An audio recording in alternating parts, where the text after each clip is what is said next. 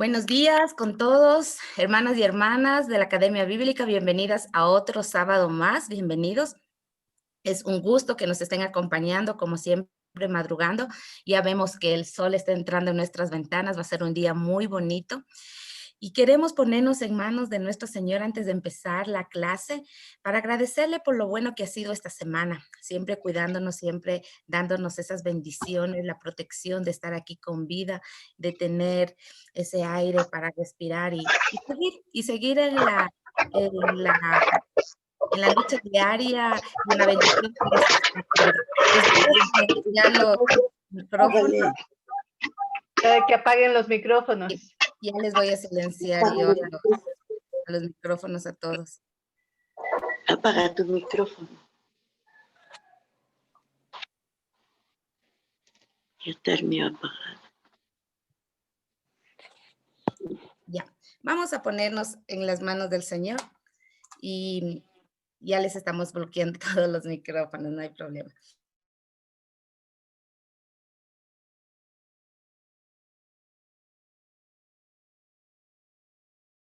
Perdón, Doris, se fue tu micrófono ahora. Ya, ok, a lo que estaban silenciando. Bueno, vamos a continuar. Amado Señor, queremos darte gracias por esta mañana. Gracias por las bendiciones que hemos recibido de ti a lo largo de todos estos días. Gracias por tu protección, gracias por todas tus bendiciones, porque tú nos sorprendes cada día, Señor. Tú has sido bueno, tú has sido fiel, y por eso queremos, Señor, darte las gracias aquí reunidos todos, porque podemos saber que contamos contigo. Gracias porque tú has sido también ese sostenedor de cada una de las familias, ese protector, ese proveedor, y por eso nosotros queremos agradecerte. En esta mañana especial queremos que tú nos bendigas con tu Espíritu Santo, que tu sabiduría esté en cada uno de nosotros, que podamos discernir esta clase, porque nosotros queremos siempre prepararnos para ser mejores personas, para tener un mejor ministerio también y poder, Señor, trabajar con diligencia de lo que viene de ti, de lo que tú nos enseñas. Y en especial en esta mañana queremos bendecir a nuestro profesor, al pastor Abiud Fonseca, quien va a ser que nos va a compartir la clase, para que él, Señor, pueda tener siempre de la sabiduría que tú les das y puedas llegar con tus palabras a cada una de las personas que están aquí y que verán después por la grabación del YouTube. Gracias, nos ponemos en tus manos. Bienvenido, Espíritu Santo, en el nombre de Jesús. Amén y amén. Bueno, ahora sí estamos todos. Gracias por una vez más unirse a la Academia Bíblica. En este sábado especial tenemos una clase especial que es Miqueas y su mensaje. El profesor de esta mañana es el pastor Abiud Fonseca. Y a muchos le conocen, los que no le conocen, voy a hacerle una presentación para que ustedes puedan saber quién es el profesor de hoy. Él es peruano, él vino al Ecuador ya cuando tenía una tecnología médica, vino a estudiar otra especialización que era teología y llegó al Ecuador al seminario sudamericano donde sacó una licenciatura en teología, luego le gustó seguir estudiando como hasta ahora y sacó su posgrado en escolar y Sagrada Escritura. Ha estado desde ahí en la docencia del Semisud, ha cumplido funciones como decano académico del Semisud, ahora es el actual capellán del Semisud, es nuestro pastor desde hace 20 años ya en Capilla del Valle. Y últimamente, pues, le felicitamos también el logro que él sacó con la maestría en antropología de la Flaxo, Ecuador. Entonces, él sigue estudiando y ya creo que se está preparando para su doctorado también. Le damos la bienvenida a un profesor muy bueno, experto en Antiguo Testamento, del que vamos a aprovechar mucho con las preguntas y con las inquietudes que nosotros tengamos para que podamos también aprender un poquito más de lo que es la clase de Miqueas. Pastor Abiud, bienvenido y la clase es suya. Gracias, Doris, que Dios te bendiga. Gracias por todo el esfuerzo que hacen los que están a cargo de la educación en nuestra iglesia, dirigidos por ti, por la pastora Yaetzi también. Y gracias a todos ustedes por unirse, por madrugar. para que podamos juntos tener este tiempo de estudio y de reflexión en la palabra de Dios, ¿no? Nuestro interés es justamente ese, ¿no? Estudiar la palabra de Dios para que podamos tener herramientas que nos permitan entender de manera un tanto más amplia y también poder comparar un poco los conocimientos que hemos guardado muchos de nosotros y que definitivamente tienen que siempre estar renovándose y actualizándose para tener un mejor diálogo también con otras personas respecto a lo que la palabra de Dios nos dice. En esta mañana, entonces, vamos a comenzar con el estudio del libro de Miqueas, ¿no? O el estudio del profeta de Miqueas, de la profecía de Miqueas, que es algo bastante emocionante. Espero que lo que les comparta pueda servirles a ustedes para que puedan obtener estos conocimientos que usen en su propio aprendizaje, porque la idea que queremos es que ustedes puedan no solamente saber algunos de los conocimientos que nosotros les impartimos, sino más bien que obtengan herramientas para que cuando vayan a la lectura de los textos que estamos estudiando, puedan ustedes mismos también tener un nuevo acercamiento, ¿no? Tener una nueva percepción de lo que el texto les está diciendo, de lo que el texto nos está diciendo. En esta ocasión, o en este tiempo de la Academia Bíblica, ustedes están estudiando a los profetas, con cada uno de los excelentes maestros y maestras que han tenido y que van a seguir teniendo, y es realmente una sección bastante interesante del texto bíblico, ¿no? El texto bíblico, en una parte bastante abundante en el Antiguo Testamento, contiene el mensaje de los profetas. El mensaje de los profetas que realmente no es el mismo mensaje, sino que con el transcurrir del tiempo, cada uno de los profetas fueron adquiriendo un propio énfasis en el mensaje que estaban cada uno de ellos exponiendo en sus respectivos espacios, ¿no? Recordemos de que los profetas aparecen en Israel aproximadamente en el siglo IX antes de Cristo, pero van a aparecer como una acción más oral, todavía no escrita. Recién es en el siglo VIII después de Cristo, o sea, un siglo después de haber aparecido como un movimiento, que comienzan ellos a escribir. Y los primeros escritores de la profecía, o sea, los primeros que comienzan a hacer escritos y a repartirlos de manera un tanto panfletaria, incluso en su momento, fueron los profetas Amós y Oseas en el norte, y Miqueas e Isaías en el sur. Ahora vamos a aclarar justamente esas cuestiones. O sea que cuando hablamos de Miqueas, estamos hablando de uno de los primeros profetas que escribió, que tuvo un texto, un libro, y que en todo caso eso fue compartido por todos aquellos que estaban en estos círculos de adoración a Jehová o Yahvé, como lo vamos a tratar en esta clase. Después van a aparecer otros profetas. En el siguiente siglo, en el siglo VII, aparecerán profetas como Nahum, como Habacuc, como Sofonías, y un profeta principal del siglo VII es Jeremías, con el profeta Abdías, ¿no? En el siglo VI, mucho tiempo después, cuando ya están en el exilio, aparecerán otros profetas con otro tipo de mensaje, como es Ezequiel, como es la segunda parte de la escritura o del profeta Isaías. Cuando regresan del exilio, aparecerán unos nuevos profetas, como por ejemplo Ageo, Zacarías, la tercera parte de Isaías, y sobre todo el profeta Malaquías, ¿no? Allí también se inserta la profecía de Joel, probablemente, y por último, al final, aparecerá la historia de Jonás, que es una historia más que una profecía, pero que fue contado dentro de los libros proféticos. ¿Qué es lo que les estoy diciendo? Les estoy diciendo que los profetas tienen distinto tiempo, ya un siglo de diferencia es bastante, y en este transcurrir del tiempo, entonces cada uno de ellos va a tener un énfasis especial para que pueda transmitir su profecía. Bueno, el día de hoy no nos toca hablar de los otros profetas a quienes he estado presentando, y seguramente ustedes ya han recibido este conocimiento, sino de quien tengo que hablarles el día de hoy es de Miqueas. Así que vámonos de una vez para hablar de este hermoso libro y de esta profecía que aparece en este texto, que es corto, está compuesto por 7 capítulos, pero que trae consigo un mensaje bastante contundente.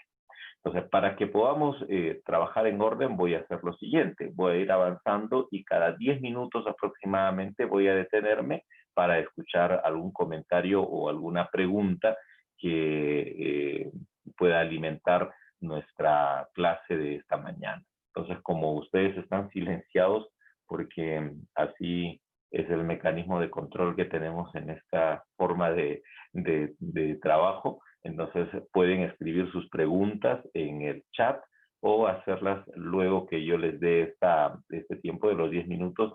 Después de los 10 minutos de hablar yo, ustedes puedan de repente tener la oportunidad también de hacer sus preguntas. No sé cómo están trabajando en ese sentido, solo por el chat o también lo hacen en vivo. No sé si es. Sí, como tú prefieras, Javiercito, no hay problema. Ok, De entonces las dos formas. ya. Ok, entonces ahí vamos avanzando en la medida que tomamos el ritmo de la clase. Muy bien, hay algunas cosas que tenemos nosotros que entender o algunas cosas que tenemos que reconocer antes de meternos al mensaje mismo de Miqueas, ¿no? Tenemos que algunos preconocimientos que nos van a servir para que podamos luego entender lo que Miqueas o lo que la profecía de Miqueas nos trata de decir.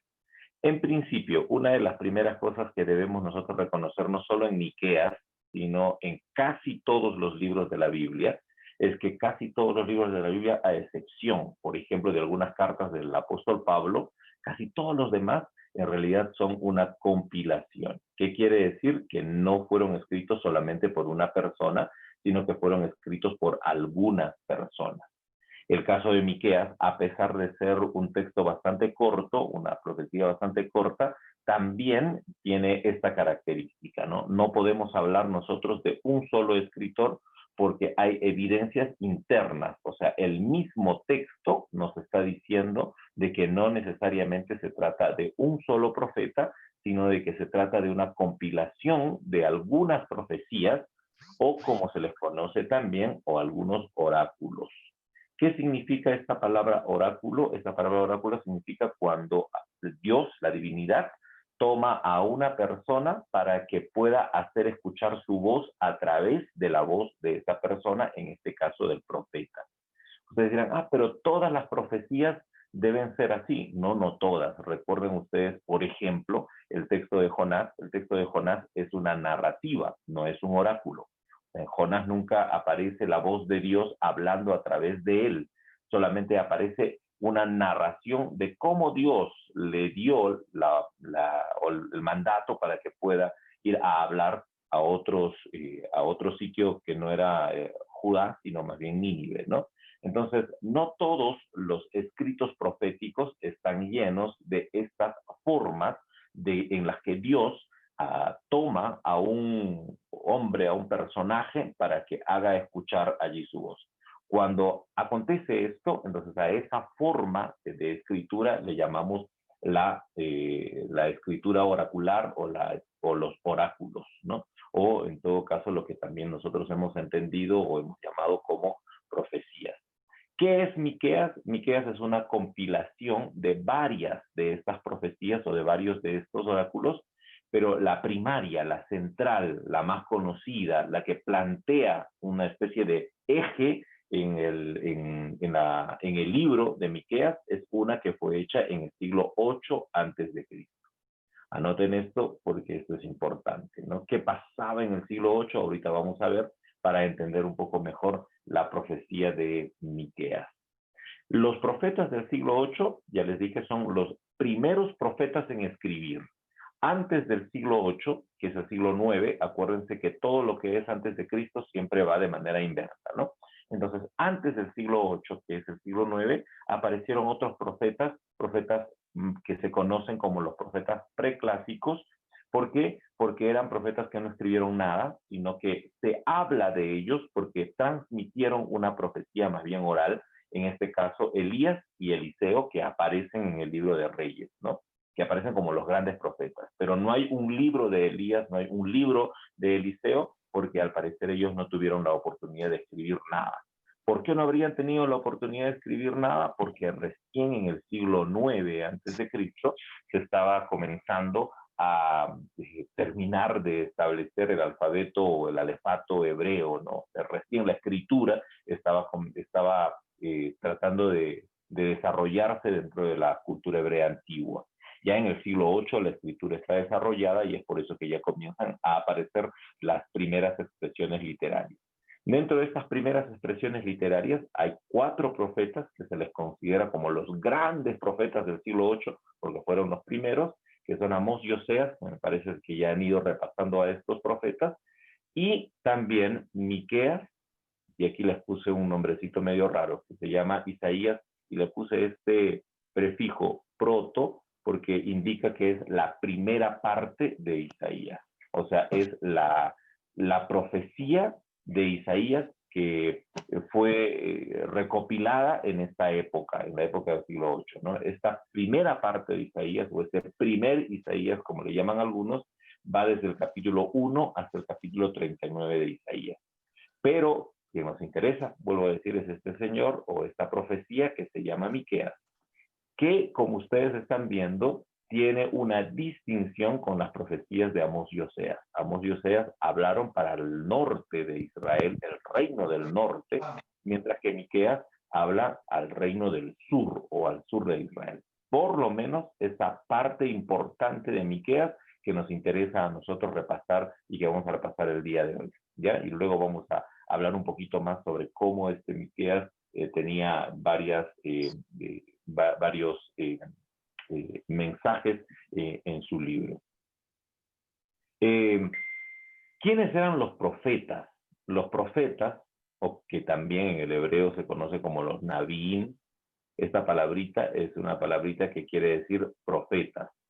Ahora, se traduce profetas en el español, pero en realidad la traducción más simple y llana de la palabra Navín es los que están en éxtasis, los que entran en éxtasis, ¿no?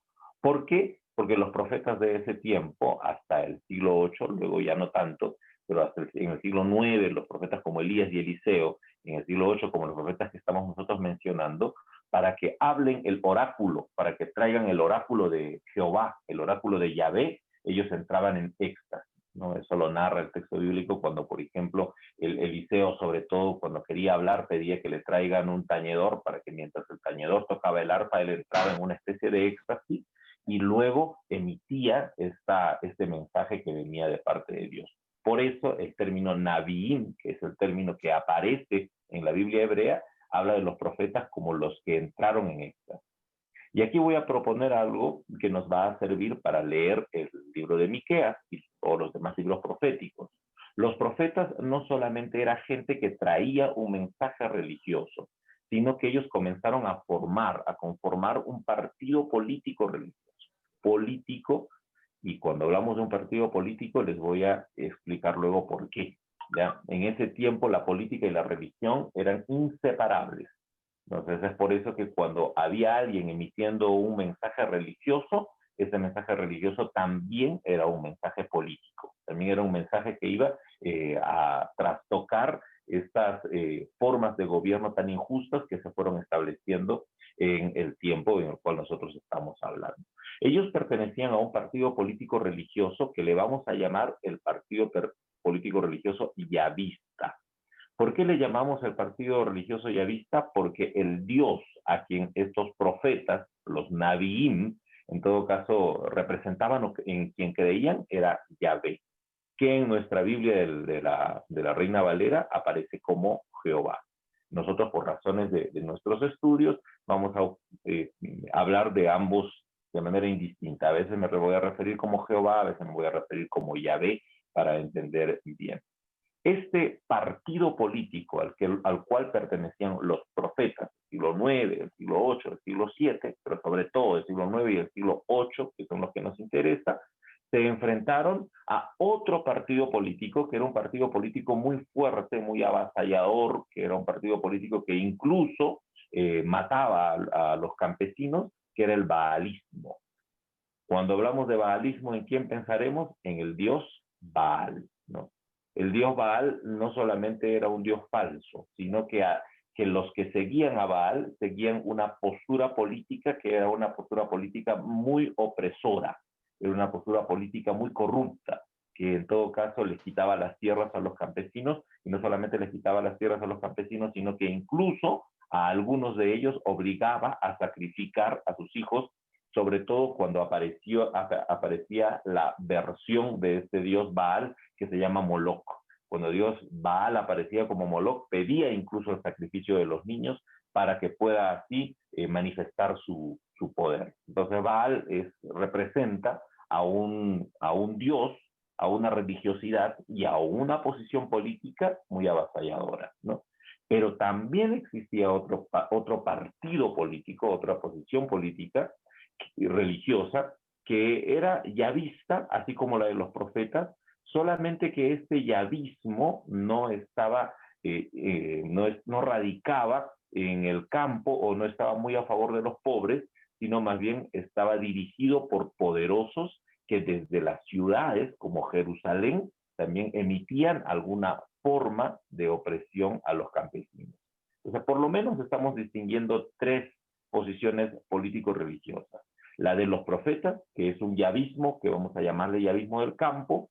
La de Baal, que es una forma religiosa muy corrupta. Y la de un yavismo que pertenecía a los poderosos de la ciudad, ¿ya? Tres posiciones políticas que no se olviden, que luego vamos a estar trabajando en esto. Los profetas del siglo VIII van a seguir el mensaje que fue iniciado por los profetas antes de ellos. Los profetas antes de ellos en el texto bíblico a veces no aparecen como profetas. Por ejemplo, algunos van a aparecer como videntes, el caso de Samuel, ¿no? El vidente Samuel.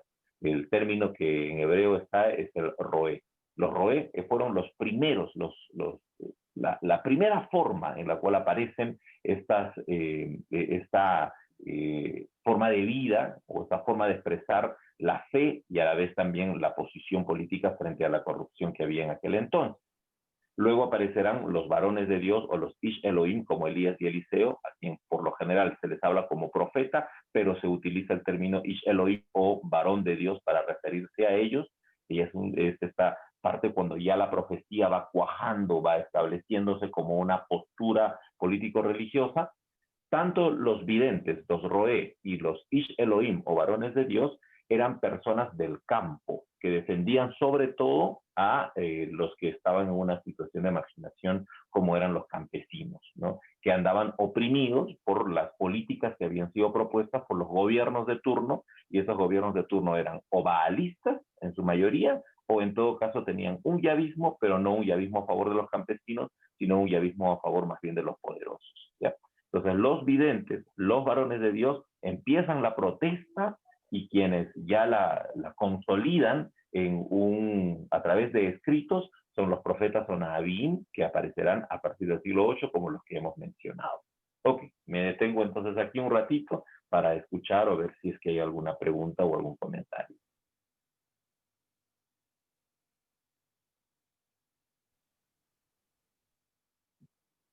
Hermano, si alguien quiere preguntar, puede deshabilitar el micrófono, que está la opción, solo para que prenda. Tengo una pregunta.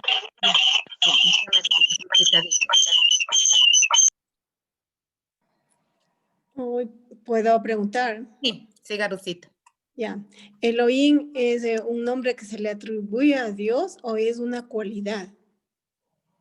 Elohim es una forma de universal, o sea, es una forma de hablar de Dios, pero desde esa perspectiva del Dios creador. Ya es similar a nuestra palabra Dios, que en realidad no es un nombre, sino es lo que se le llama a esta realidad trascendente que nosotros entendemos que es lo divino, ¿no? Entonces a eso le ponemos nosotros Dios. El nombre de Dios es Jehová, el nombre de Dios es Jesús el Hijo, es el Espíritu Santo, son nombres que le hemos puesto. Pero Dios es la forma conceptual más general que tenemos nosotros para hablar de Dios. Asimismo es el nombre Elohim. El nombre Elohim habla un poco sobre esta concepción de lo divino que tenían anteriormente. Se utilizaba en algunos sectores en Israel, sobre todo en los círculos norteños, un tanto campesinos, se utilizaba este nombre Elohim haciendo referencia a una divinidad cananea, que es una divinidad que es él, una divinidad muy antigua, que ellos comenzaron a reconocerlo como el Dios creador, como el Dios que es Dios, que nos cuida, que nos guarda, que nos protege, sobre todo que protege la producción agrícola, ¿no? Él era un Dios que protegía la producción agrícola. Tomando como base este nombre, él, entonces ellos llamaron al Dios que iban reconociendo como Elohim, como el Dios, ¿no?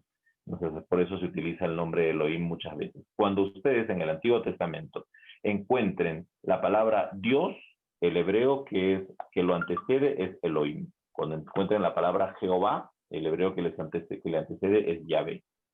Así ustedes van a diferenciar cuando lean el texto, porque cuando leemos nosotros el texto en español no aparece la palabra Elohim, pero si aparece la palabra Dios, esa es la que se entiende como Elohim. Entonces, al decir Elohim, estamos hablando que es el nombre del Dios poderoso, De un Dios poderoso. Estamos hablando de Dios, de Dios, de la idea de Dios, ¿no? De esa realidad trascendente, creadora, de ese ser supremo. Entonces estamos hablando de Dios cuando mencionamos Elohim. ¿Ok? Ok. Gracias, Ruthcita. Avanzamos entonces, ¿ya? En este segundo cuadro complejo, yo he tratado de resumir algunas cosas para que entendamos nosotros cómo podemos nosotros entender el texto de Miqueas, ¿ya? ¿A qué se refiere Miqueas con todo lo que va diciendo? Alguien pregunta si la política y religión en ese tiempo sí podían gobernar. La política y la religión estaban unidas, no había forma de separarlos. Estamos en un tiempo que se conocen como los tiempos premodernos. En los tiempos premodernos, política y religión son una cosa. No hay separación entre ellos. No podía haber un rey que no dependa de un dios, porque el rey siempre estaba avalado por la idea de un dios que lo defendía, ¿no? Entonces eso en el texto bíblico incluso, ¿no? Todo lo político y lo religioso es uno solo. No hay distinción. Cuando se habla del rey también se está hablando de la acción de Dios, ¿no? Y cuando se habla sobre las disposiciones de los reyes o las disposiciones de los jueces y todo lo demás, se está hablando también sobre la historia de Dios, ¿ya? Entonces también nos preguntan acerca del baalismo y el yavismo hoy en día, si se identifica más con nuestros sistemas políticos económicos imperantes y la posición de los pobres igual que hoy. Al final de la clase vamos a hablar justamente un poco sobre cómo interpretar para el día de hoy este mensaje. Y sí, en todo caso está asociado con algunas formas también que tenemos el día de hoy. Para entender un poquito más esto que les estoy planteando como introducción al texto de Miqueas. Fíjense ustedes, aquí estoy poniendo un poco lo que acontece en el siglo XI, en el siglo X, en el siglo IX y en el siglo VIII, que es el que nos interesa, para llegar a este siglo VIII donde habló el Miqueas, por lo menos el Miqueas primario o el Miqueas principal, porque ya les dije que en el texto de Miqueas hay varias profecías que ahora lo voy a detallar mejor. ¿Qué pasaba en el siglo XI? En el siglo XI, cuando todavía no tenían tierra, cuando todavía no tenían nación, eran tribus nada más, las tribus se pelearon con unas ciudades, se conocen como ciudades-estado. Seguramente ustedes han escuchado hablar de Jericó, han escuchado hablar de Ugarit o de otras ciudades que había en ese entonces. Estas ciudades eran baalistas, ciudades servidoras de Baal. ¿Por qué servían a Baal? Porque Baal era un dios que les permitía tener poder a estas ciudades, ¿no? Luego voy a contestar las siguientes preguntas. Entonces, estas ciudades eran ciudades que adoraban a Baal. ¿Y cuál era su característica? Su característica era habían establecido ciudades encerradas y los terrenos o las tierras de alrededor eran apropiadas por los reyes de estas ciudades para someter a los campesinos para que sostengan con su trabajo agrícola a las ciudades. Pero para que estos campesinos puedan realmente estar sometidos a los reyes de las grandes ciudades, entonces lo que hacían es que a través de la dominación de Baal, con eso en todo caso asustaban, digamos, a los campesinos para que les puedan entregar las tierras. Baal era un dios de estas ciudades, Ya acuérdense, Baal está muy relacionado con las ciudades, y desde el centro de las ciudades, desde las colinas más altas que estaban ubicadas al centro de las ciudades, establecieron ellos unos templos donde evidenciaban el poder de Baal para que todos los que estaban alrededor, los que vivían alrededor, puedan entregarse al poder de las ciudades, perder sus tierras y estar sometidos a los poderes de estas ciudades. En ese tiempo, no solamente habían ciudades, sino también habían campesinos que andaban por allí de manera seminómada, eran migrantes, se movilizaban. Y en esa movilización, estos campesinos comenzaron a tener cuidado de las ciudades, porque estas ciudades parecía que querían también oprimirlas a estas tribus campesinas, que eran tribus migrantes, que no pertenecían a la ciudad. Estas tribus migrantes tenían como dios a Yahvé, un dios campesino, porque Yahvé aparecía en las tormentas, hablaba como trueno, se manifestaba a través de vientos, comía carnero como ellos, etc. Entonces aparece Yahvé, un dios campesino, que se enfrenta en una lucha contra Baal y lo derrota. Así inicia Israel. Inicia Israel cuando Yahvé derrota a Baal, las tribus le ganan a las ciudades son destruidas y aparece en todo caso Israel. En el siglo X, ya con el gobierno de David y Salomón, a este Yahvé campesino que gana a Baal le pasa algo. ¿Qué es lo que le pasa? Es que estos reyes, David y Salomón, son buena onda porque en todo caso creían en Yahvé, creían en Jehová, pero estos reyes ya comenzaron a convertir a Jehová o a Yahvé en una especie de Baal. ¿Por qué? Porque lo llevaron a una ciudad que se llama Jerusalén, y en esa ciudad le construyeron un templo. En el siglo IX, ¿ya? Perdón, en el siglo X. Entonces, la gente del norte, esto pasó en el sur, Jerusalén está en el sur, acuérdense de eso. La gente del norte, entonces, no quiere a este Baal, a este Yahvé o a este Jehová que está encerrado en un templo. Jeroboam, en todo caso, se rebela contra Salomón. ¿Por qué? Porque el Yahvé de Salomón se instaló en un templo y desde ese templo comenzó a cobrar muchos impuestos. Eso lo dice el texto bíblico, Primera de Reyes, capítulo 10, capítulo 11. Entonces Jeroboam se subleva y en todo caso hace que el reino se divida, y los del norte en todo caso más bien comienzan a adorar o vuelven a este Elohim que hicimos referencia hace algunos minutos atrás. En medio de esta rebelión del norte, Baal comienza a tomar posesión otra vez. Y Baal va a comenzar a tomar posición en la política de esta zona de Israel del norte. En el sur, Yahvé vive en el templo de Jerusalén, pero vive con otros dioses. Y eso ustedes pueden ver en el libro de Reyes. Los reyes que sucedieron a Salomón, o sea, los que vinieron después de Salomón, fueron reyes que comenzaron a adorar a Baal, que tenían otros dioses en el templo. Seguían adorando a Yahvé, seguían adorando a Jehová, pero no era una adoración única a Jehová, sino era una adoración conjunta. Adoraban a Yahvé, pero a la vez también adoraban a Baal y a otros dioses. Recuerden ustedes qué es lo que hizo Salomón. Salomón lo que hizo, construyó un templo, y en ese templo comenzó a adorar a Yahvé o a Jehová, pero también trajo un montón de dioses de cada esposa que tenía, ¿no? Tenían Baales y tenían Aseras también, como dice el texto bíblico. Pero al fin todavía se adoraba a Yahvé. En el sur, estamos hablando del sur de Jerusalén. En el norte, como Baal había comenzado a tomar posición en el siglo IX, y acuérdense bien de esto, en el siglo IX, Baal triunfa completamente en el norte. Primera de Reyes, el capítulo 16 y 17, ¿no? Baal triunfa en el norte en los gobiernos de Omri y de Acab, ¿no? Toma posesión de Acab. Toma posesión de Baal, toma posesión de Samaria, de la ciudad, y ahí en Samaria le construyen un templo a Baal. En este tiempo, no solamente aquí en el norte, aparece un baalismo fuerte del gobierno de la ciudad, sino en el campo, en los campos va a reaparecer este dios que en algún momento ya le había ganado a Baal. Este dios campesino, Yahvé, reaparece en la profecía de Elías y Eliseo. Va a aparecer otra vez este Yahvé que alguna vez le había ganado a Baal. ¿Por qué? Porque ellos ahora estaban sufriendo justamente la opresión por parte de Baal, que desde el templo, que desde Samaria, hacía esta opresión en contra de los campesinos. Yahvé reaparece en el campo para oponerse a Baal. En el siglo VIII, en el cual ya nos encontramos nosotros para hablar de Miqueas, entonces comienza una lucha político-religiosa contra el baalismo fuerte y también contra este baalismo del norte, pero también contra este yavismo que se parece a Baal, que está instalado en el sur, en el templo, ¿no?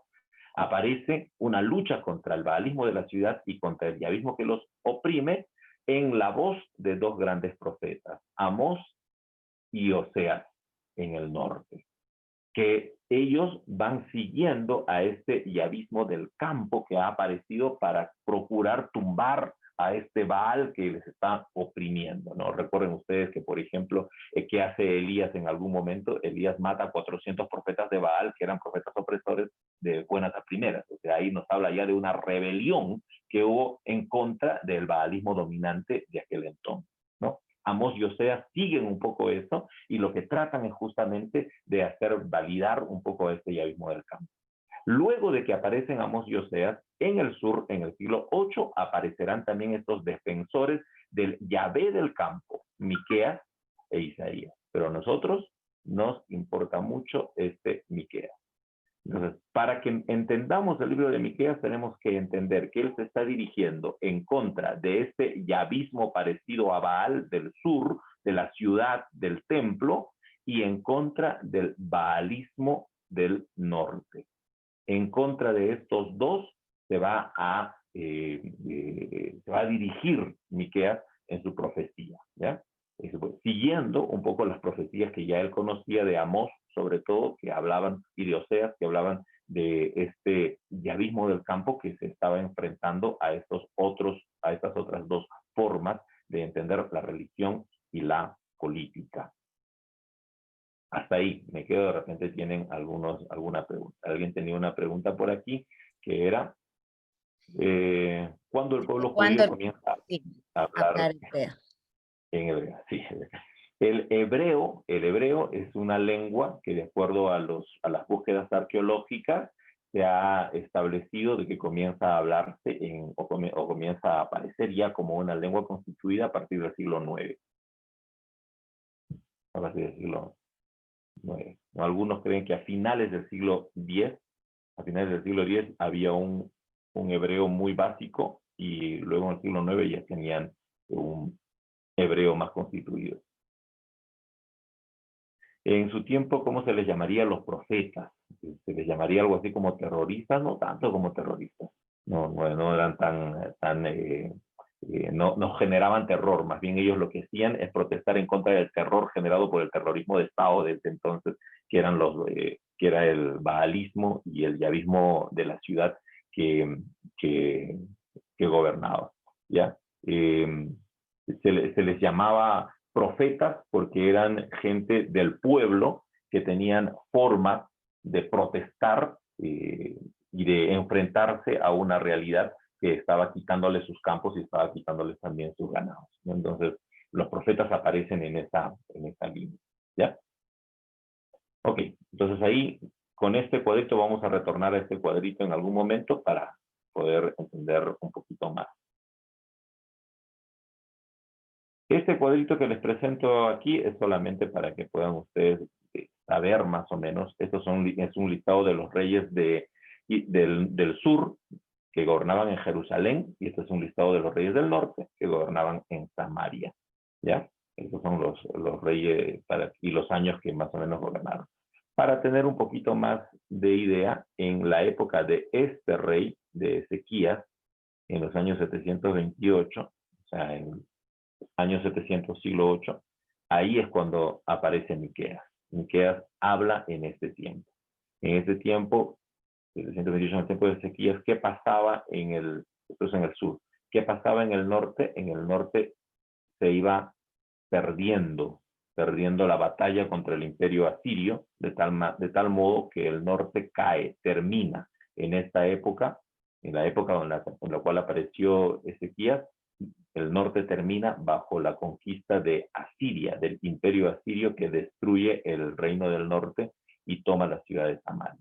Ese es el tiempo en el cual va a hablar Miqueas. El capítulo 1 de Miqueas dice que también él hizo referencia a los reinados de Jotán y de Acaz, que también hizo referencia a estos reinados, ¿no? Pero la profecía está más dirigida específicamente al tiempo de Ezequías.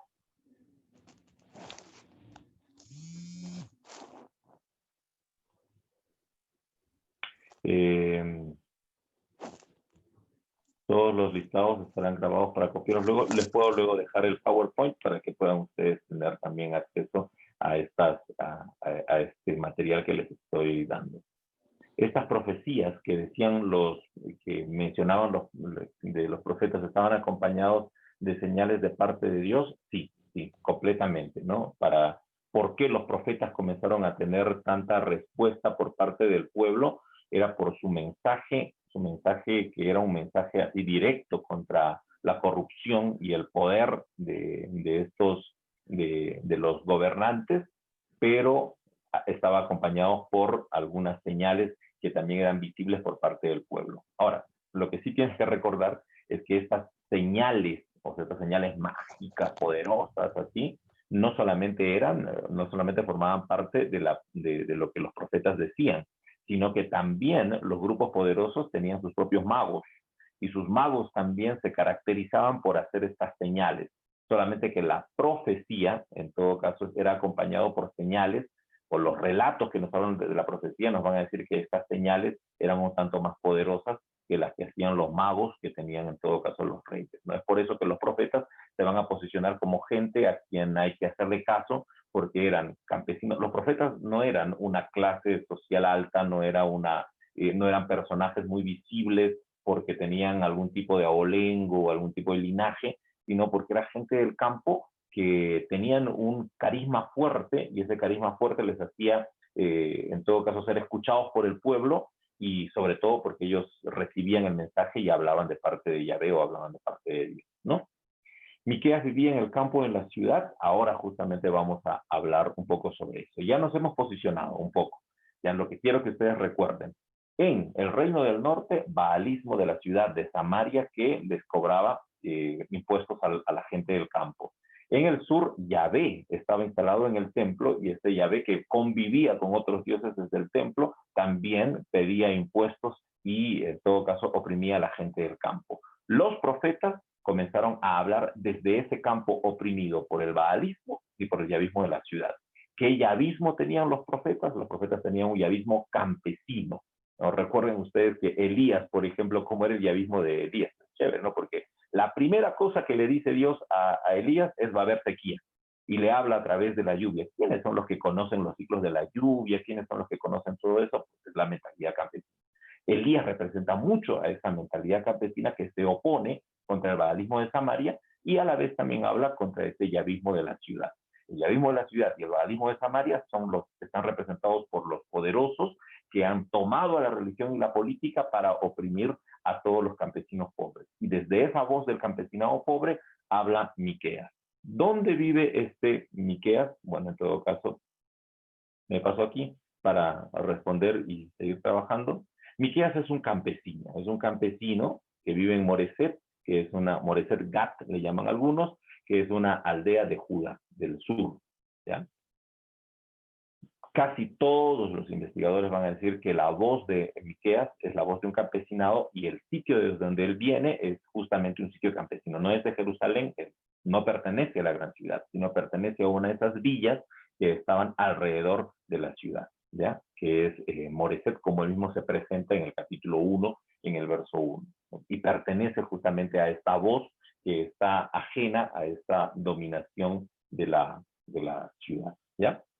Este profeta predicó entre los años 727 y 701 en el sur, durante el reinado de Ezequías, ¿ya? Ahora, para entender mejor la profecía de Miqueas, vamos a ver este cuadrito. Este cuadrito, sí, mírenlo así, fijamente, ¿no? De este Miqueas que se opone al baalismo del norte, y que se opone al yavismo de la ciudad de Jerusalén, de este Miqueas del sur campesino, nosotros vamos a encontrar su voz en los capítulos 1 y en el capítulo 3. ¿Ya? Del capítulo 1 hasta el 3 es la voz de este Miqueas campesino que protesta contra el yavismo de la ciudad, que está oprimiendo a los campesinos y les está quitando sus tierras. Está en el capítulo 1 al 3 y en una sección del capítulo 5. Lo que está aquí con amarillo es la que pertenece a este profeta, al profeta Miqueas. Como les dije, el libro es una composición de varias profecías. Una segunda profecía es la que se le llama la profecía del Deuteromiqueas o del segundo Miqueas, que es una profecía que está posicionada en otro lugar geográfico que es el norte. Este Miqueas de quien les estaba hablando hace algún rato está en el sur, y desde el sur está dirigiendo su profecía contra el baalismo y contra los poderosos yavistas. El Miqueas del capítulo 6 al 7 es un Miqueas que está dirigiendo su mensaje al norte. Es un mensaje distinto en su localización geográfica y en el interlocutor a quien está dirigiendo, y también en algunas cuestiones literarias. Son dos cosas distintas, aunque vivieron casi en un tiempo paralelo, ¿no? Casi en un tiempo, en el siglo VIII vivieron estos dos, el Miqueas del sur y el Miqueas del norte. Los capítulos 4 y 5 de Miqueas realmente están en otro tiempo, ya hablan de otro tiempo, hablan ya del exilio babilónico, hablan ya de Babilonia y de lo que pasó con Israel durante este exilio babilónico. Entonces el capítulo 4 y 5 pertenece a otro autor y es una profecía que no es del siglo 8, sino es del siglo 6. O sea, es una profecía que se habla 2 siglos después, pero que al final se compiló en esta obra que se llama la obra de Miqueas. A nosotros el día de hoy nos va a interesar y nos interesa hablar de este primer Miqueas, del capítulo 1 al 3, con esta fracción del capítulo 5, y del segundo Miqueas, que está entre los capítulos 6 y 7. ¿Por qué? Porque estos dos profetas son los profetas del siglo 8. Pero a quien le llamaremos Miqueas como tal es a el que escribe el capítulo 1 al 3 y la sección del 5, 9 al 14. ¿Me hago entender con este cuadrito? ¿Vamos a ver? Para que podamos entender la distinción de cada una de sus profecías. ¿Sí? Mueven la cabeza así, o mueven la cabeza así. Ya. Ok. Entonces, vamos a seguir trabajando. Entonces, como hemos establecido de que hay este Miqueas que habla desde el sur, y que estos capítulos son los que están escritos por él, y este Miqueas que es paralelo que habla desde el norte, entonces a este Miqueas principal le vamos a llamar Miqueas, y al Miqueas que es el que escribe de manera paralela en otra localización geográfica, le llamamos el Deuteromiqueas. Amparito nos pregunta si es que la profecía de Miqueas es mesiánica. Bueno, la única parte en Miqueas que habla acerca de la venida de alguien que va a liberar es esta parte de aquí, el capítulo 4 al 5. ¿Ya? El capítulo 4 al 5 es la única parte que habla acerca de alguien que va a venir a liberarlos, que podríamos nosotros decir que es algo así como mesiánica. ¿Qué quiere decir? Que el Miqueas original, el Miqueas del capítulo 1 al 3 y del 5, 9 al 14, no es tan mesiánico, es más bien un profeta que protesta contra la corrupción, contra la injusticia social, ¿no? Ese es el profeta Miqueas. El añadido del capítulo 4 al 5, en la época del exilio, ese sí tiene algunas connotaciones mesiánicas, porque el mesianismo justamente, el mesianismo desde la perspectiva de la liberación, es algo propio de la época babilónica. ¿Ya? Estos otros dos, el Miqueas primario y el Deuteromiqueas, ellos no tienen todavía mucho mensaje mesiánico porque están en el siglo 8. En el siglo 8 todavía no existía esa forma de literatura. La forma de literatura que habla sobre alguien que va a venir a liberarnos de la opresión de Babilonia y de la opresión de los persas, etcétera, eso aparecerá en el siglo 6. Por ende, en Miqueas, esa parte mesiánica está solo en el capítulo 4 al 5, ¿no? Específicamente en el capítulo 5, cuando aparece de que alguien va a venir desde Belén, etcétera, ¿no? Eso entonces pertenece a esta sección. ¿Ok? Entonces decíamos que este Miqueas primario, este primer Miqueas, es un campesino que predicó en el sur. Y este Miqueas, Deuteromiqueas, que es el del capítulo 6 y 7, él no tiene una presentación propia, no dice realmente quién es, pero escribe desde el norte en los años 730 al 720, quiere decir paralelos, casi paralelos con lo que escribe también este profeta del sur. ¿Ya? Entonces, ahora, en estos minutos que nos queda, terminemos hablando sobre el mensaje, sobre el gran mensaje que en todo caso se postula desde Miqueas. Y nos vamos a centrar, como vuelvo a decir, en los capítulos 1 al 3 y en los capítulos 6 al 7, que son los capítulos de la profecía del siglo 8, del Miqueas del sur, que se opone a los grandes poderosos, y del Miqueas del norte, que tiene un mensaje que es bastante paralelo. ¿Cuáles son los mensajes principales? ¿Cuáles son la profecía principal de este Miqueas del sur, que está representando este yavismo campesino en contra de estos yavismos de la ciudad o este baalismo opresor? ¿Qué es lo que hace? Este Miqueas, una de las primeras protestas, una de las primeras grandes denuncias que hace es contra las injusticias de los poderosos de las ciudades, Jerusalén y Samaria. Son esas dos ciudades contra las que él va a protestar, ¿no? Jerusalén y Samaria. ¿Por qué? Porque los de Jerusalén adoran a Yahvé, pero oprimen, y los de Samaria adoran a Baal y oprimen. Entonces, él dice, este Yahvé que ellos están hablando no es el Yahvé que realmente se ha mostrado, el que nos liberó de Egipto, el Yahvé que está a favor del pobre, el Yahvé que defiende al oprimido, no es el Yahvé. Entonces voy a protestar en contra de ese yavismo que está oprimiendo y de ese baalismo que está oprimiendo. He puesto un texto, solamente un texto como referencia, ¿no? Miren lo que dice el texto del capítulo 2, el verso 1. Hay de los que en sus camas piensan iniquidad y maquinan el mal, y cuando llega la mañana lo ejecutan. ¿Por qué? Porque tienen en su mano el poder. Luego lean todo el capítulo 2 y es increíble, ¿no? Dice, cuando es algo así como que estos poderosos de Jerusalén están como que toda la noche pensando en a quién le van a arrebatar sus tierras, y cuando amanece lo que hacen es salen y arrebatan y le quitan la tierra a los pobres, ¿no? Hay de ellos. Todo el capítulo 2 y parte del capítulo 3 está justamente enfrascado en esta protesta contra las injusticias de los poderosos de las ciudades. En este caso, de la ciudad de Jerusalén, sobre todo la que se dirige el capítulo 2.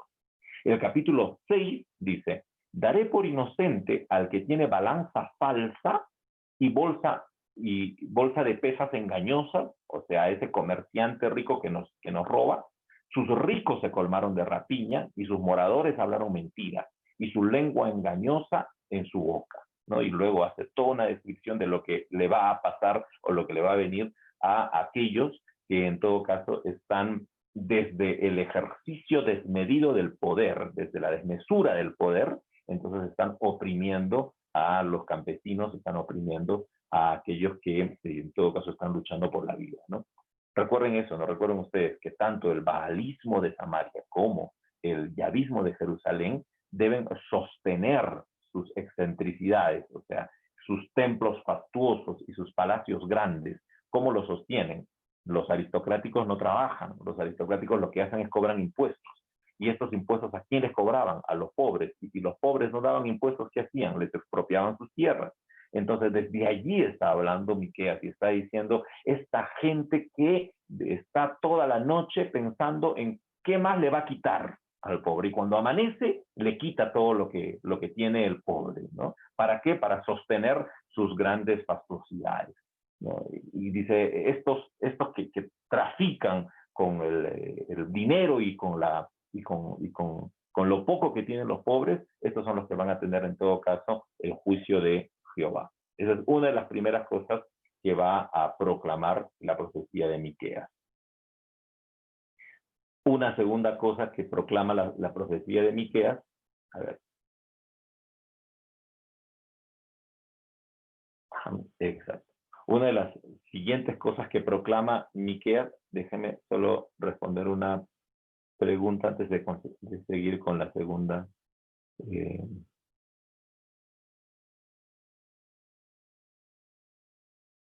Exacto. Exacto. Nos preguntan si es que en los capítulos de 1 al 3 hay una condena contra las injusticias y explotación hacia los pobres. Exacto, así es. Y en el capítulo 6 al 7 repite esta forma, pero ya no dirigida hacia los poderosos de Jerusalén, sino dirigida sobre todo a los poderosos de Samaria, ¿no? A los poderosos del norte. ¿Qué otra cosa es la que contra la que va a protestar Miqueas? Es contra aquellos que han pervertido el culto a Yahvé y que lo han transformado en un sistema de opresión, ¿no? Los de Jerusalén, los del templo de Jerusalén, han pervertido el culto a Yahvé porque ahora adoran a un Yahvé opresor. Y los del norte, los que adoran a Baal, lo han pervertido completamente, que ya ni adoran a Yahvé, sino que ahora adoran a Baal, ¿no? Entonces, contra ellos también se va a dirigir el profeta, porque entiende que la perversión del culto también es una forma de opresión de los pobres, ¿no? Fíjense lo que dice en el capítulo 3, en esta primera parte, en 1 al 3, que se decía que es el primer Miqueas. Oíd ahora esto, jefes de la casa de Jacob, o sea, los de Jerusalén, que abomináis el juicio y pervierten todo el derecho, que edifican a Sión. Acuérdense ustedes que cuando el texto bíblico habla de Sión, está hablando del templo de Jerusalén. Que edifican a Sión con sangre, o sea que para construir su templo y para sostener lo que ustedes están haciendo desde el templo, lo que hacen es, tienen que incluso vertir la sangre de los inocentes. Y construyen a Jerusalén con injusticia. O sea, él está protestando en contra de aquellos que han tomado el nombre de Dios para que desde el templo puedan seguir sus mecanismos de opresión contra los campesinos a quien él está defendiendo. ¿Qué dice Miqueas del capítulo 6, del verso 7 al 8? ¿Se agradará Jehová de los millares de carneros o de los 10,000 arroyos de aceite? O sea, ¿se agradará Jehová de las grandes ofrendas que ustedes vengan a dar? Ustedes dirán, voy a dar mi primogénito por mi rebelión y el fruto de mis entrañas por el pecado de mi alma. Así vendrán ustedes diciendo cuando lleguen al templo, tratando, o a los santuarios como Betel u otros, cuando lleguen ustedes con sus ofrendas millonarias y con el primogénito de sus crías para ofrecerlo a Yahvé, que dice, oh hombre, él te ha declarado lo que es bueno. ¿Y qué es lo que pide Jehová? Lo que pide Jehová no es que tú le exijas al campesino que dé lo que no tiene, sino lo que pide Jehová de ti es que hagas justicia, que ames misericordia y que te humilles delante de Dios. Humillarte ante tu Dios, ante tu Dios, ¿ya? O sea, han pervertido el culto de tal modo que al culto lo han convertido en una forma de sacarle impuestos a la gente. Eso es lo que Dios no quiere, porque lo que Dios quiere es justicia, amor, misericordia y humillación delante de Dios. Y por último, en estos 3 minutos que nos queda, un tercer gran mensaje que tiene el escritor o este Miqueas primario al cual nos estamos nosotros refiriendo y también al Miqueas del norte, es contra la corrupción generalizada. Lo que está creyendo este Miqueas es que esta forma de dirigir el país que tienen los poderosos desde Jerusalén y los poderosos desde Samaria, allá en el norte, Jerusalén en el sur, Samaria en el norte, entonces esta forma ha generado ya una conciencia en la gente de tal modo que la corrupción se ha ido generalizando. O sea que no solamente hay corrupción desde estos sectores de poder, sino que la corrupción se ha instalado en la forma de vida de la gente que rodea la vida cotidiana, ¿no? Fíjense lo que dice, levantaos y andad porque no es este el lugar de reposo, o sea, ya no es este Jerusalén o este Judá el lugar que Dios nos dio, que nos regaló para que nosotros podamos estar aquí viviendo en paz, ya no, pues que está contaminado, se ha corrompido todo grandemente, va a decir Miqueas en el capítulo 2, el verso 10. Y el otro Miqueas, el Miqueas del norte, el del capítulo 6 y 7, va a decir en esta sección, no creáis en amigo, no confiéis en príncipe, de la que duerme a tu lado, cuídate, no abras tu boca, porque el hijo deshonra al padre, la hija se levanta contra la madre, la nuera contra su suegra, y los enemigos del hombre son en realidad ahora ya los de su casa. O sea que la corrupción de estos sectores ha llegado a ser tan fuerte que está permeando incluso nuestra vida cotidiana. Y lo que va a decir es tengamos cuidado contra esa corrupción generalizada, porque esa no viene de Yahvé. Porque en realidad lo que viene de Yahvé es la misericordia, es el amor, es la justicia, no solamente para los sectores del gobierno, sino también para la vida cotidiana nuestra, que ya está siendo afectada por estas políticas corruptas. Entonces, 3 cosas que hay que acordarnos de Miqueas. Desde Miqueas, del capítulo 1 al 3, que es la base originaria, el capítulo 6 al 7, que es una profecía paralela. ¿Cuáles son esos 3 grandes mensajes? Contra los poderosos que oprimen, contra los que han pervertido y han dañado el culto a Yahvé, y contra la corrupción generalizada, ¿no? Esas son las profecías que van a dirigirse en estos momentos. Dice Mary, el baalismo y el yavismo, copia de lo que hoy ocurre, planificando con perjudicar al pobre. Sí, definitivamente lo que estamos hablando nosotros no está ajeno a nuestra realidad. Nuestra realidad está de alguna manera permeada por las 3 cosas, ¿no? Porque hoy también existen algunos que lastimosamente están en el poder y el poder ha obnubilado sus mentes de tal modo que lo que hacen es querer conseguir más poder a costa de los pobres, ¿no? En la actualidad existen profetas, en la actualidad hay muchos que se hacen llamar profetas, pero creo yo que esta camiseta que nos dejó Miqueas, desde una profecía valiente, que no solamente vaticina el futuro, sino que se para en contra de los poderosos, es una camiseta muy grande, que todavía creo yo, o que está la tarea que nosotros tenemos que llenar. ¿Quiénes son los profetas de nuestro tiempo que deben hablar así como hablaba Miqueas en entonces? Es la iglesia. La iglesia debe cumplir ese rol profético. Sin embargo, la iglesia de repente está un tanto rezagada en cumplir este rol profético de hablar contra los poderosos o contra los sistemas, más que contra las personas, contra los sistemas poderosos que corrompen y que oprimen al pueblo. Son 2 Miqueas, uno del norte y otro del sur, y es lo que estamos planteando, ¿no? El Miqueas del sur es el del capítulo 1 al 3, y el Miqueas del norte es el que se llama Deuteromiqueas, o segundo Miqueas, del capítulo 6 al 7. Eso es lo que estamos planteando para distinguir bien esta profecía. ¿Necesitamos de un Miqueas? Seguramente, ¿no? ¿Se puede hoy hablar de una iglesia trabajando en conjunto con la política? Mira, la iglesia ojalá entienda un poco más su rol político, ¿no? ¿Qué es el rol político de la iglesia? El rol político de la iglesia no es el rol partidista. Eso es lo que lastimosamente a muchas iglesias han optado.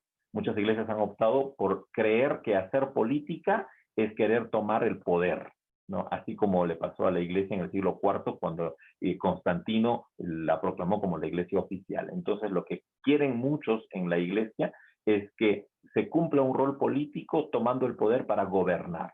Pero eso no es tan lógico. ¿Por qué? Porque ya el sistema de gobierno es corrupto. El sistema de gobierno en general es un sistema corrupto. Querer que la iglesia tome el poder es querer que la iglesia se siente en el trono de un sistema corrupto. Entonces, la posición política de la iglesia, el trabajo político de la iglesia es otro. Es hacer las denuncias contra la injusticia, es un trabajo político de reivindicación de aquellos que han sido discriminados por la sociedad. Por poner un ejemplo, los migrantes, ¿no? Quizás nosotros no vamos a cambiar las políticas de Estado, pero sí nosotros podemos, por ejemplo, proteger a un migrante, por ejemplo. Eso es ya un trabajo político, una acción política. Entonces, la acción política de la iglesia no tiene que ser pensada como la acción partidista, el llegar a todavía formar un partido político. No, nosotros tenemos que tener clara la conciencia política de proclamar la justicia que el Señor Jesucristo nos dejó y de proclamar también la libertad, ¿no? Miqueas incluye profecía de salvación. La profecía de salvación de Miqueas está sobre todo en el capítulo 7, cuando el último salmo, que la última poesía que él propone, que es la poesía que va desde el verso 8 hasta el verso 20, del verso 8 al 20, es un salmo que habla acerca de cómo cayó Samaria y cómo va a venir la salvación de Dios. Luego, en los capítulos 4 y 5, se hablará también de la necesidad de salvación, pero sobre todo porque están escribiendo desde el exilio.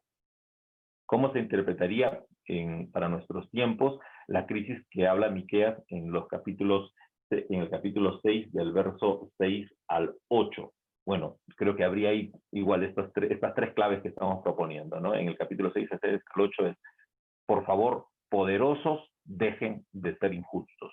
Dejen de utilizar el nombre de Jehová para seguir maltratando a la gente. No dejen de seguir tomando el nombre de Dios en vano, como dice el mandamiento, ¿no? Y dejen de corromper toda la realidad. Esas tres cosas que están muy presentes en esta profecía y sobre todo en esta crisis que se plantea en el capítulo 6, del verso 6 al 8, como en todo caso están haciendo referencia. Bueno, yo creo que el tiempo se nos fue así de rapidito. Espero que lo que ya hemos hablado el día de hoy les haya servido para que puedan ustedes seguir con sus estudios sobre los profetas. Gracias, Pastora Viu, por esta clase tan interesante que nos enseña a recordar nuestro papel en el ámbito, en la sociedad. Siempre hubo alguien que levante su voz, porque en todo tiempo ha habido esta injusticia, ¿no?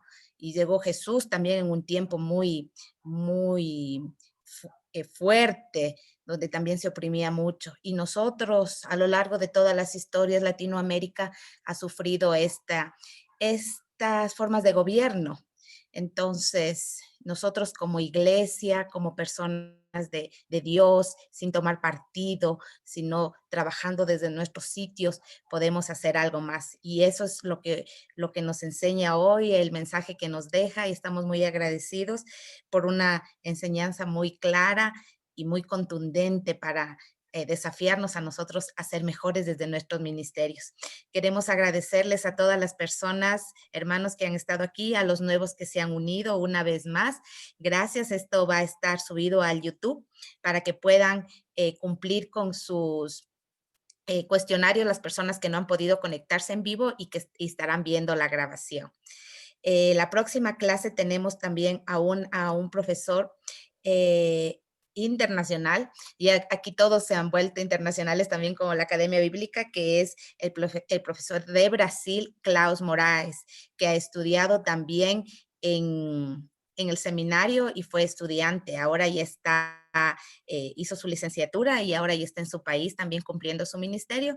Entonces nos veremos con él en la próxima clase. Gracias, Pastora Viu, por este tiempo, que sí nos da unas últimas palabras. Perdón, Doris, solamente agradecerles a todos ustedes, hermanos y hermanas, por este ánimo de estudiar la palabra de Dios, y sé que en este breve tiempo no se puede abordar todo lo que realmente se necesita, pero espero que lo que ya hemos dicho les sirva para que puedan seguir sus estudios de los profetas. Quiero reconocer, porque estaba viendo en el chat y ahorita ya la vi en nuestra sala, a una amiga que está desde Lima, que es Sarita. Que Dios te bendiga, Sarita, nos conocemos desde hace algún tiempo atrás, y qué lindo que estés también aquí con nosotros. Que Dios te bendiga mucho, y a todos, que Dios les bendiga mucho y que tenga el día de hoy un día súper bendecido, ¿no? Un abrazo a todos, les quiero un montón. Gracias a todos, nos vemos la siguiente clase con la clase de Ageo, para que puedan ir leyendo un poquito sobre este libro que vamos a tener, es Ageo y su mensaje. Entonces puedan ustedes también ponerse al tanto del libro para que puedan tener preguntas para el profesor. Gracias, Pastora Viud, gracias a todos, que tengamos un sábado muy bendecido y nos vemos la próxima semana.